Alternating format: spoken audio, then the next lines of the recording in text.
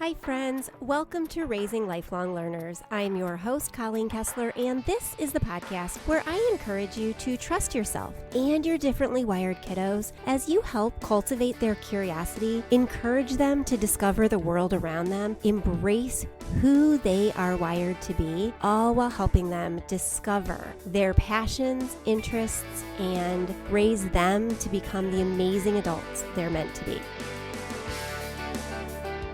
Hey, welcome back. This is episode 217. Today, we are talking all about belonging, helping your kiddos feel like they belong. And this is hard sometimes, right, when you're raising neurodivergent kiddos, because they often feel so different from those around them.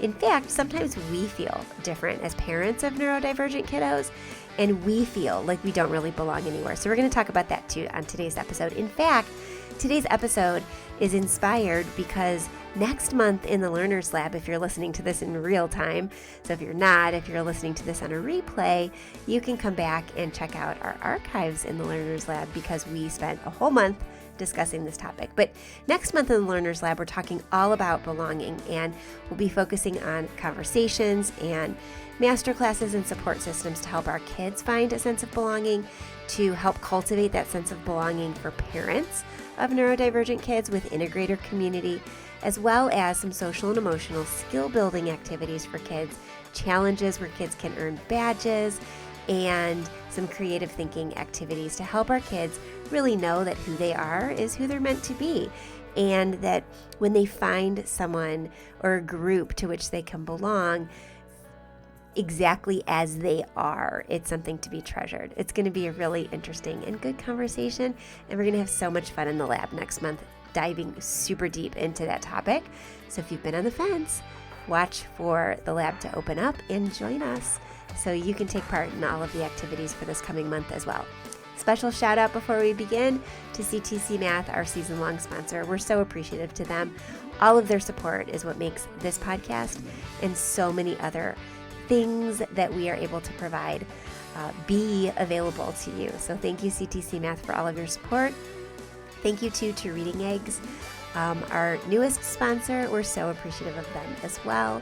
And I will talk about both of them a little bit more later on in the podcast. All right, let's get on with this conversation all about helping our kids and ourselves feel a sense of belonging.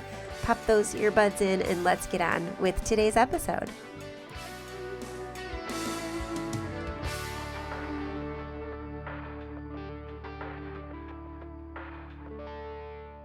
Hey there.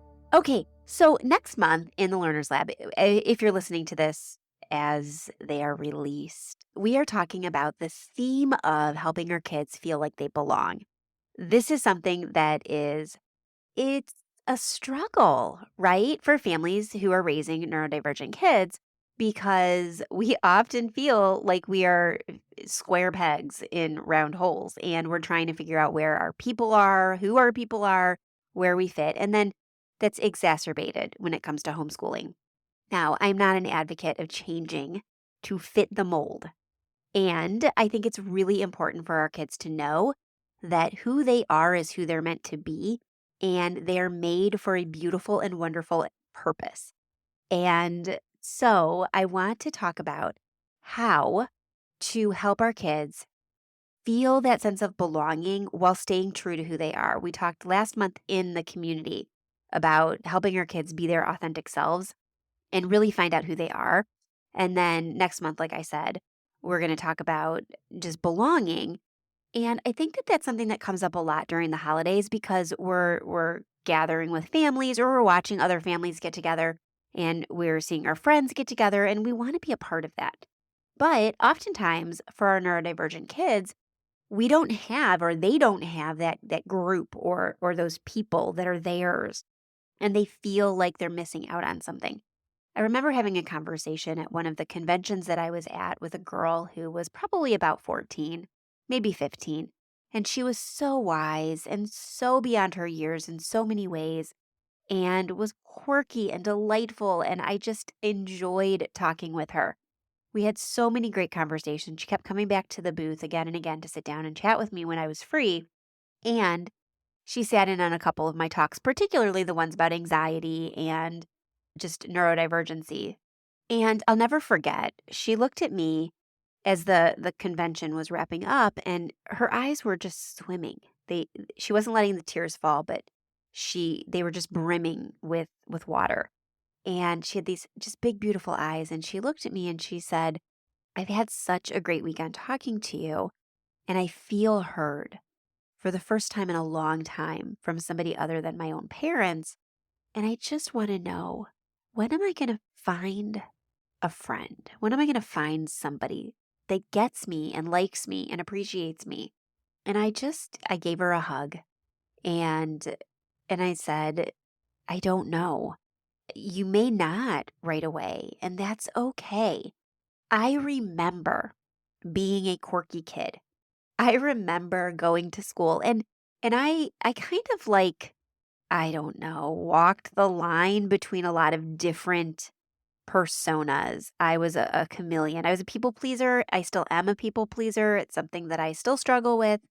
And I was involved in a lot of sports. I was involved in clubs. I was involved in my class political type stuff. I was a class president, and I was very, very involved. I never felt like I had very, very close friends. In fact, I watched my husband, who still is friends with people he went to high school with and college with. And my closest friends are people I've met since I had kids or since I started working in this crazy world of online speaking and writing and conversations. And I said to her, "You may not find your people right now. You may not find them till college. You may not find them till you find your job and your place, and that's okay. It's hard, but it's okay." And I told her about my high school experience. I played sports. I hung out with the other athletes. I hung out with the other club people. I was the president of some different activist and community service clubs. And I did lots of things like that. But you know who my actual closest friends were in school and high school and junior high even? They were my teachers or my guidance counselors. I'm actually still friends on Facebook with a guidance counselor and a couple high school teachers of mine. And we connected, and I babysat their kids and hung out with their families. They got me and I got them. I had a wonderful mentor and neighbor of mine that I went to church with, and I went to community gatherings and things like that with, because she liked a lot of the same things I did. And she was a writer and I was a writer, and adults were the people that I got and who got me. I had friends, but they were more like acquaintances. And so it was hard.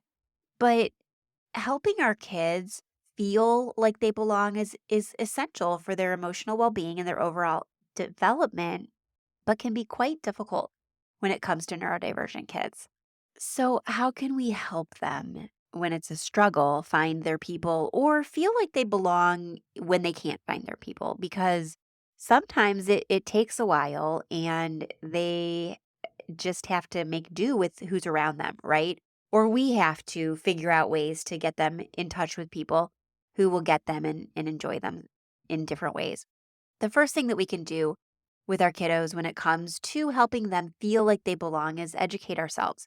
We can start learning about our kids' neurodivergencies and understand their specific needs, challenges, and strengths. When we understand what they're going through and what presents a challenge when it comes to that specific thing that they're dealing with, we can empathize with them and their experiences, and we can provide better support when they're struggling. We won't dismiss them when we understand what they're going through. We won't say something trite like, "Oh, don't worry, you'll make friends eventually," or "He just doesn't understand you, we'll find somebody else." You can say instead, "I get it. You have a really interesting brain that thinks about things in a unique way, and not everybody understands what you're talking about when you talk about the things that your brain thinks, and that can be confusing. It doesn't make you bad, it doesn't make you wrong, it doesn't make you better or worse than anybody else around you. It just makes you you, and as of right now, you just haven't found somebody that gets you. So let's go spend some time with, grandpa, or the neighbor down the street, or whomever really does get them and appreciates them. You'll empathize, you'll validate, and you'll find ways to get them around the people that they really enjoy. I've talked about this on the podcast before, but when my son was young, he's now, my gosh, going to be 21 in a month. But when he was young, people around him didn't get him, and his best friends were Grandpa Lenny and the train guys. He spent a lot of time with them, and thank goodness we homeschooled because he was able to sleep over on Thursday nights and wake up on Friday mornings and build model railroads with them. So we need to understand what our kids are going through and what they're experiencing so we can validate it, empathize with them, and find them solutions that work. We want to keep communication open in a non-judgmental way where our kiddos feel comfortable expressing themselves to us.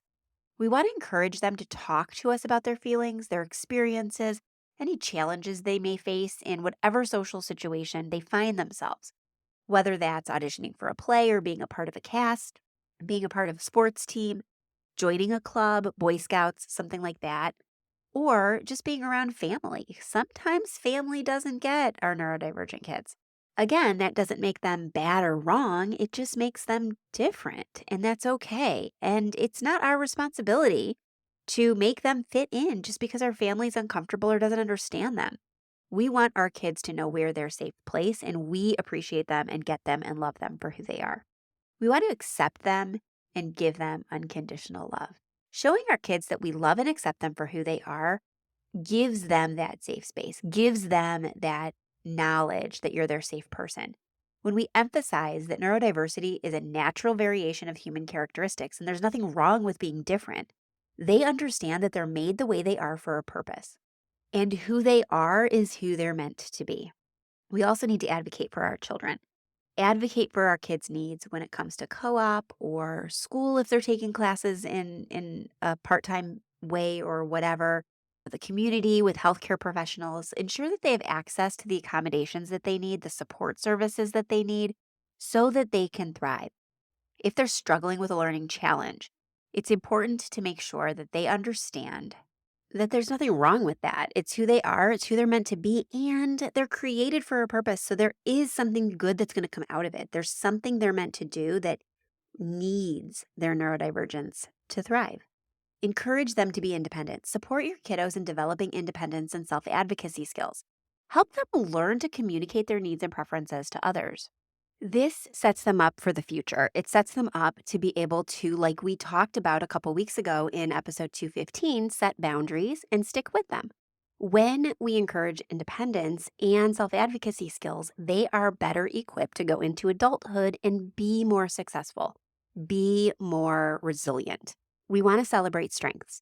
Focus on your kiddos' strengths and interests. I have talked about this so much. It's so important to spend more time focusing on what our kids are good at than what they're not. The whole idea of remediation before encouraging strengths, the idea of a deficits-based education versus a strength-based education just blows my mind. When we spend more time focusing on what kids are struggling with, our kids learn that learning is just struggling. But when we focus more time on what kids are good at, what they're interested in, they are empowered to learn more and be stronger and be better, which means the areas in which they struggle are naturally brought up because they're more confident, they're more resilient, they're more able to ask for help when they need it because they know they get stuff. And this is just something that they need to push through. So when we focus on our kids' strengths and interests and encourage and nurture their passions, whether it's in academics, arts, sports, or any other area, we boost their self-esteem and their sense of belonging. We help them find where they fit. For one of my kids, that's theater.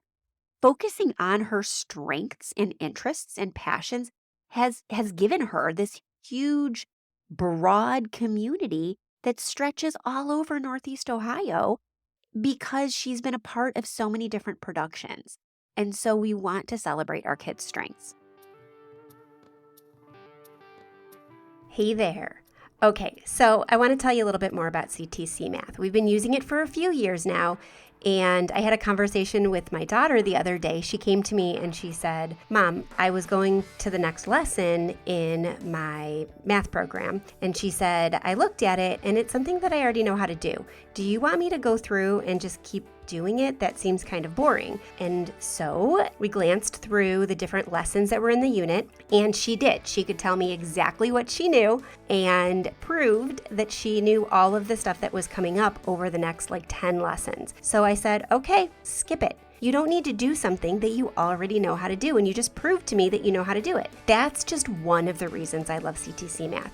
I've said before that they are sponsors of this podcast, and I'm so grateful to their sponsorship, but I'm also a customer. I pay for my subscription every year, and I have for the last several years. We are strong supporters of CTC Math. We love them. We appreciate them for so many reasons, and that is just one. And I'm not the only one. I've gotten a couple emails recently. This one's from Jamie. Jamie said, at your recommendation, we switched over to CTC Math last month. We have used another curriculum for several years, but it just wasn't meeting our needs anymore. Now we've settled into a good rhythm. The kids are loving it, and I love that we are able to adapt it for each of their individual needs. Thank you so much for the recommendation.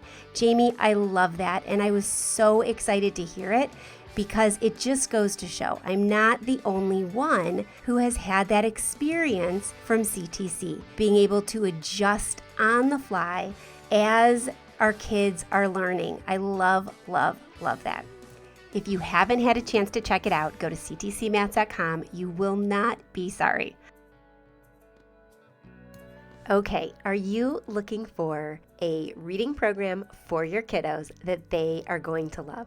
Imagine a curriculum that doesn't just teach your homeschooled kids to read, but turns learning into fun. That's Reading Eggs.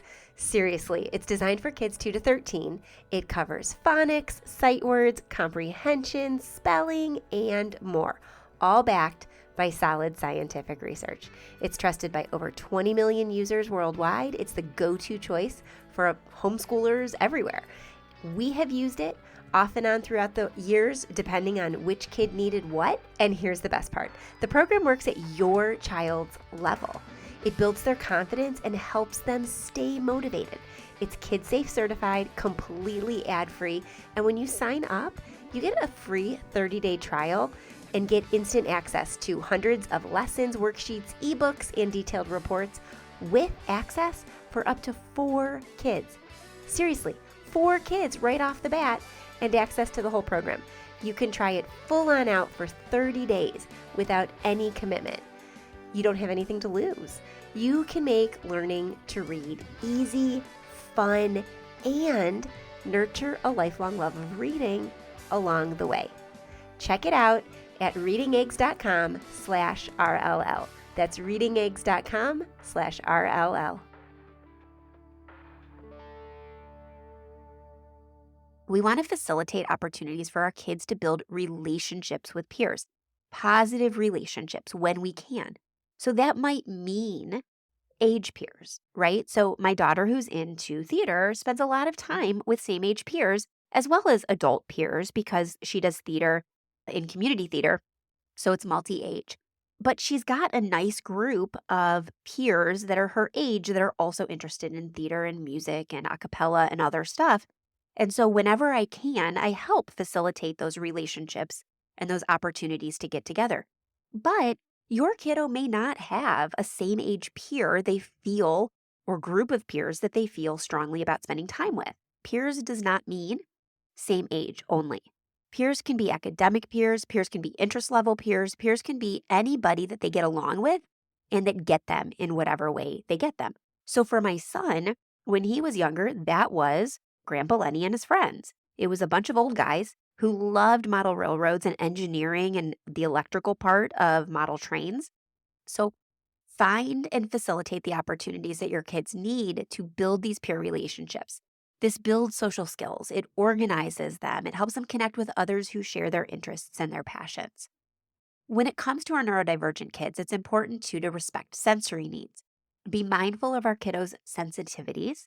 Create sensory-friendly environments at home. Communicate with outside instructors or caregivers about any sensory needs your kids might have.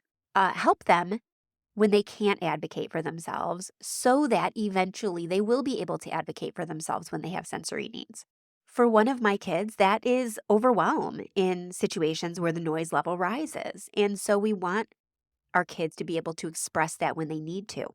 When we can, give our kids routine and predictability.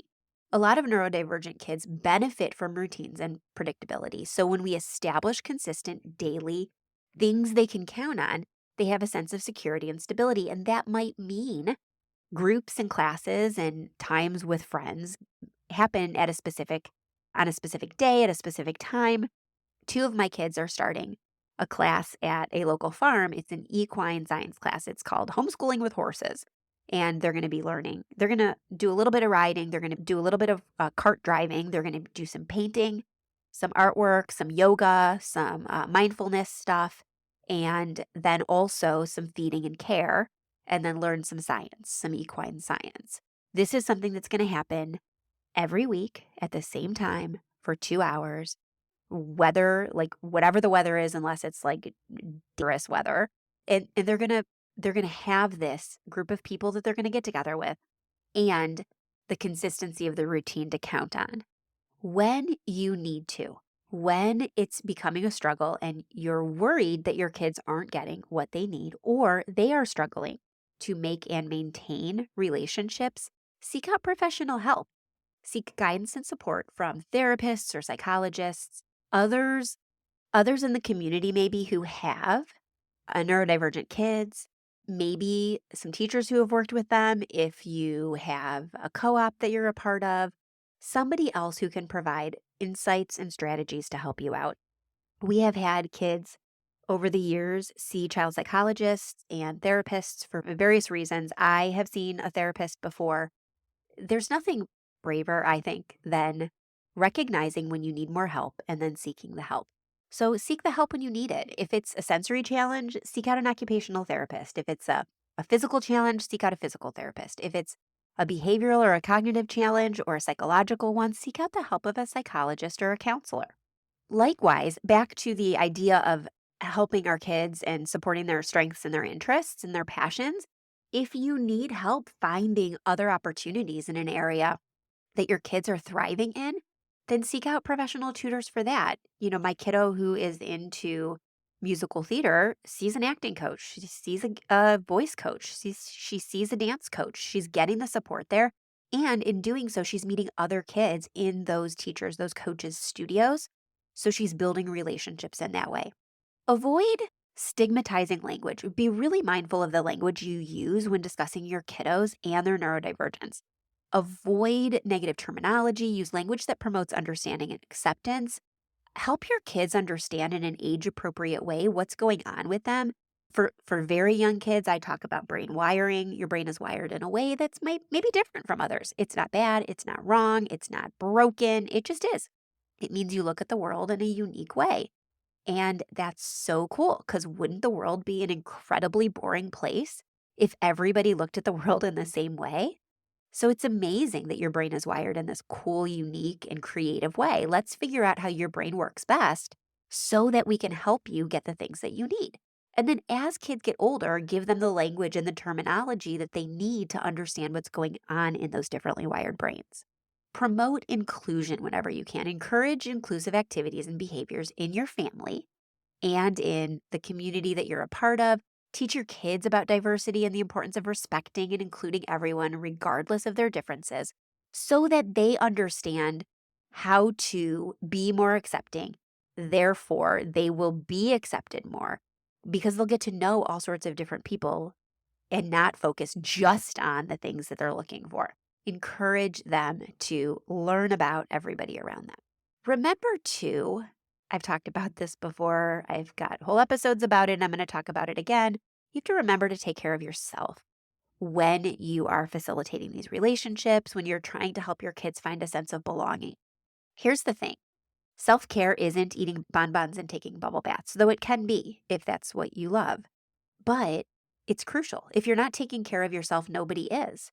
If you're not taking care of yourself, your children aren't seeing what it means to take care of yourself as an adult. They are learning from you even now what it means to be a healthy adult.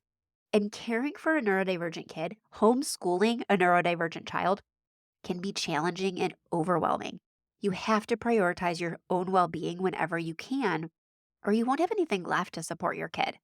Right now, as I'm recording this, I'm in a really challenging time.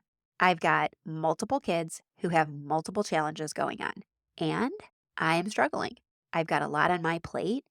It's hard to remember to take care of myself because I want to pour everything into my children and what they need, and I want to give to them first. But I'm also realizing that I don't have anything left sometimes to give because I'm depleting myself. So I'm actively working to go to bed earlier, sleep in a little bit later, start school a little bit later, do the things that I need to do to make sure I'm getting the rest I need, I'm getting the nutrition I need, and I'm taking care of myself so I can take care of my kids. And I'm modeling this for my children. You have to remember to take care of yourself so you can help your kids belong and find the people that they belong with. Connect with support groups. Join local or online support groups for parents of neurodivergent kids. These groups can provide a sense of community. They provide valuable advice from others who have similar experiences, and they just help you be reassured that you're not alone. As I've talked about before, and as you know, I host the Learners Lab community, a membership community for families who are homeschooling neurodivergent kiddos online. We have social and emotional themes that we talk about each month. We have Q&As for parents, group coaching. There's a masterclass for parents each month. There are meetups for kids, for teens. There's a kid space for kids. There are live creative thinking classes. There are live social and emotional classes. There are all sorts of things available, along with a 24/7 forum that's available for parents and direct access to me through DMs, through conversations in the community. That community is valuable.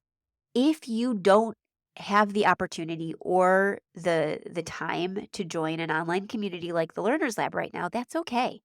Find somewhere to give you the support you need so you know you're not alone. You are not parenting in a vacuum.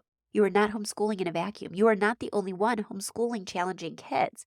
I don't want you to ever feel like you can't do it. You can, and we can help you. You can learn more about the Learners Lab by going over to the show notes for this episode at raisinglifelonglearners.com/podcast, or you can click over at raisinglifelonglearners.com, the big button that says the Learners Lab, and you'll learn all about it. If it's not open right now as you're listening to this, it's open for a couple days each month and like for a big chunk of time, about every quarter or so. But if you're not able to join or you click over there and it's not open, you can get on the wait list and find out when it's open.